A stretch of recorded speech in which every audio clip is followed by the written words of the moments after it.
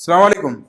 Hello وعلیکم السلام. Hello جی بولیے, کیا سوال ہے, آپ کہاں سے بات کر رہے مدنی مولانا. ہیں؟ جی جی جی ہاں مدنی مولانا, ابھی آپ بتائیں دنیا میں ایک رحمت ہے اللہ کی. جی اسی رحمت میں سے ہمارے کی آپ سے محبت ہو گئی مدنی مولانا. جب سے ٹی وی پہ دیکھتے ہیں آپ سے محبت ہو گئی ہمیں بھی مدنی مولانا. ماشاء اللہ ماشاء اللہ. مدنی مولانا, یہ جو آیت الکرسی پڑھتے ہیں ہمیں, جی یہ آیت الکرسی کا معنی بتائیں مدنی مولانا. جی جی جی ضرور ضرور. بھائی نے سوال کیا ہے کہ اللہ کا تعارف آیت الکرسی کے اندر, اگر آپ کسی کو بھی اللہ سبحانہ و تعالیٰ کا پاور بتانا ہے تو آپ کو اللہ کا تعارف سے آیت الکرسی بتائیے. اللہ تعالیٰ کی قدرت, اللہ تعالیٰ کی رحمت, اور اللہ سبحانہ و تعالیٰ کتنے طاقتور ہے. ہمالیہ پہاڑ کتنا مضبوط ہے, اس کا بنانے والا کتنا طاقتور ہوگا, قدیر ہے, القادر ہے. اکثر ہم کیا اللہ کے بارے میں تعارف نہیں ہونے کی وجہ سے اللہ پر بھروسہ نہیں کرتے. اللہ لا الہ الا ہو, اگر آپ دیکھیں گے تو اس کہتے ہیں اللہ نہیں ہے کوئی سچا معبود سوائے اللہ کے. اچھا اللہ کے علاوہ کوئی بھی نہیں ہے, ایسا کیوں؟ تو اس کے 10 ریزن بتائے گئے.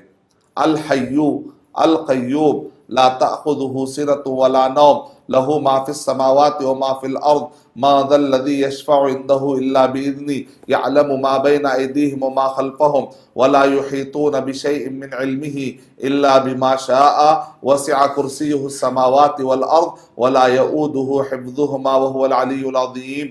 تو ولا یؤودہ حفظہما, اس کے بعد وهو العلی العظیم, علی اور عظیم کو ایڈ کریں گے تو 12 ریزن ہو جائیں گے.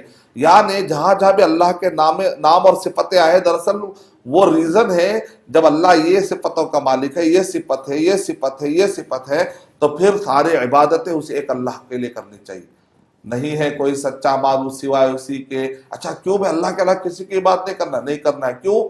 کیونکہ الحیو ہے, وہ زندہ ہے, جس کے نہ ابتدا ہے نہ جس کی انتہا ہے. تو اس کے علاوہ جس کو بھی تم پوجا کر رہے ہو, یا تو وہ اس کو موت آتی ہے, وہ بعد میں نہیں تھا تو آیا ہے تو پھر وہ مرنے والا ہے, فنا ہونے والا ہے. جو چیز فنا ہونے والی ہے اس کی بات نہیں کرنی چاہیے, الحیو ہونا چاہیے.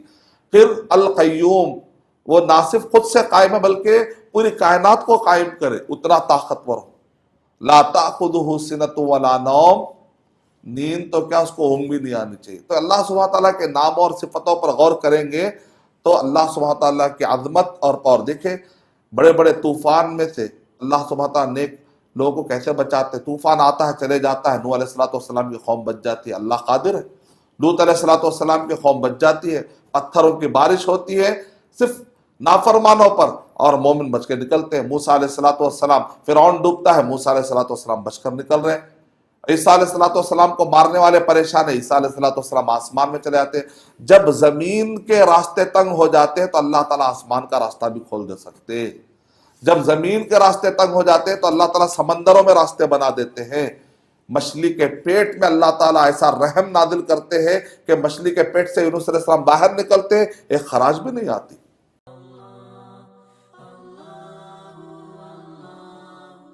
For authentic Islamic information, please log on to www.askislampedia.com.